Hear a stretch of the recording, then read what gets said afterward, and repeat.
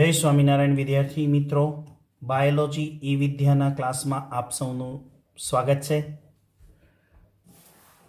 બાર science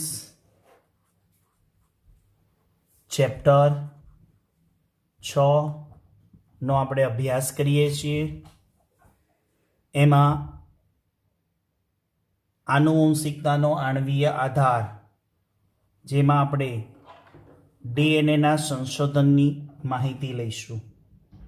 કેવી રીતે DNA શોધાયું? તો પ્રથમ 1869ની અંદર ફેડરિક મિશર, બધા સાયન્ટિસ્ટોના નામ યાદ રાખવા જરૂરી છે. ફેડરિક મિશરે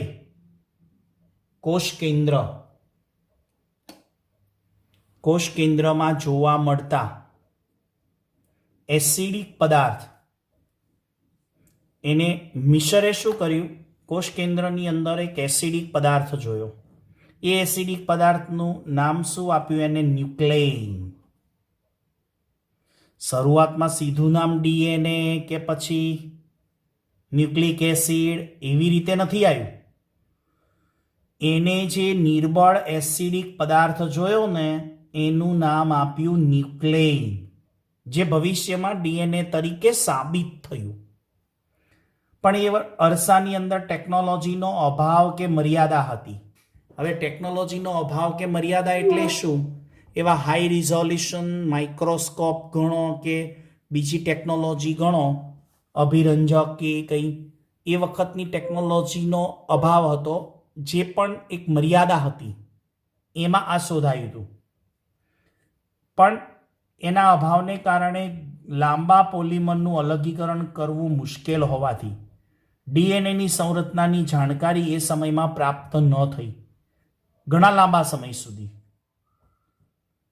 પણ એ ન્યુક્લેઇન કોષ કેન્દ્રમાં હાજર છે એવી સાબિતી થઈ ગઈ.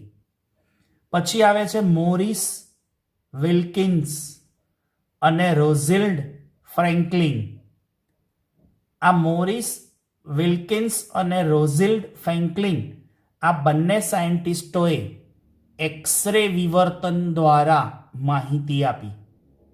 ડીએનએની એક્સરે વિવર્તન દ્વારા માહિતી આપી.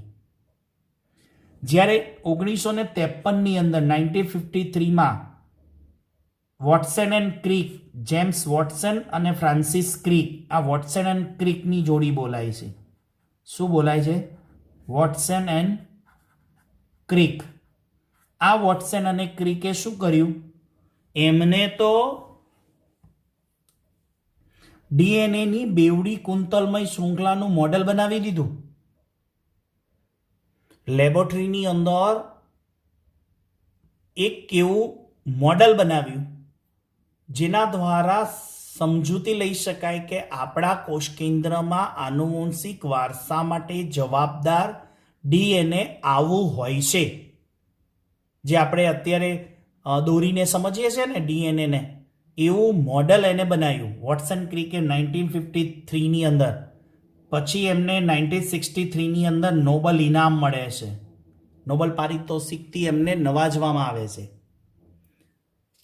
આ ડીએનએના સંશોધનમાં આગળ વધીએ તો હજી એક સાયન્ટિસ્ટ છે, ઇરવિન ચારગ્રાફ. એમને શું સાબિત કર્યું?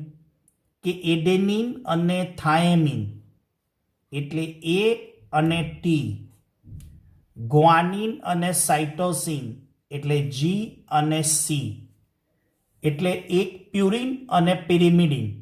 પ્યુરિન તરીકે એડેનિન અને પિરિમિડિન તરીકે થાયમિન, પ્યુરિન તરીકે ગ્વાનિન અને પિરિમિડિન તરીકે સાઇટોસિનની જોડીઓ હોય છે. એટલે કે એડેનિન થાયમિનની જોડી અને સાઇટોસિન અને ગ્વાનિનની જોડી, એનું જે પ્રમાણ છે ને, એ અચળ અને સમાન હોય છે. કેવું હોય છે? કન્સ્ટન્ટ, એટલે કે અચળ છે, ના વધે ના ઘટે, અને સાથે કેવું હોય છે? સમાન હોય છે. એટલે કે એડેનિન હોય એટલા થાયમિન હોય, એમ થાયમિન હોય એટલા એડેનિન હોય. એક ઉદાહરણ દ્વારા સમજીએ તો આપને ખ્યાલ આવે કે કોઈ ડીએનએ છે, એમાં એડેનિનનું પ્રમાણ 30% છે, તો સાઇટોસિનનું પ્રમાણ શોધો. એડેનિનનું પ્રમાણ 30% આપ્યું છે, તો સાઇટોસિનનું પ્રમાણ કેટલું એ શોધવાનું કીધું. તો એડેનિન કેટલા? 30%. તો એડેનિન જેટલા છે એટલા કોણ હોય? થાયમિન સમાન. એટલે થાયમિન કેટલા આવ્યા? 30%. તો એડેનિન 30%, તો થાયમિન 30%. તો એડેનિન થાયમિનનું પ્રમાણ કેટલું હોય? 60%. ઓકે. હવે 100 માંથી 60 જાય તો કેટલા વધે? 40. હવે એ જે 40 વધે એમાં સાઇટોસિન અને ગ્વાનિનનું પ્રમાણ આવે. એ બંનેનું પ્રમાણ 40%. તો સાઇટોસિન કેટલા હોય? 20%. અને ગ્વાનિન કેટલા? 20%. તો એનો અર્થ શું થયો? એડેનિન 30, 60, 80 અને 100 થઈ ગયો ને. તો આ ઇર્વિન ચારગ્રાફની એક ફોર્મ્યુલા છે. એ ફોર્મ્યુલાનો સ્ટડી પણ આપણે 11th કરાવેલો છે. તો ખાસ તમારે એ પણ યાદ રાખવાનો થાય છે. ઇર્વિન ચારગ્રાફનું સૂત્ર કયું છે? બધાએ મેન્શન કરવાનું છે.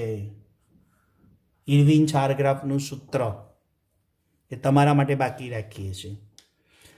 તો આ થયું ડીએનએનું સંશોધન, કે જેની અંદર આવેલા વૈજ્ઞાનિકો ફેડરિક મિશર છે, ત્યારબાદ રોઝિલ અને મોરિસ, અને ત્યારબાદ મોડેલ બનાવનારા જેમ્સ વોટ અને ક્રિક, અને જ્યારે એનું પ્રમાણ કેટલું હોય એ ઇર્વિન ચારગ્રાફ દ્વારા સાબિત થયું.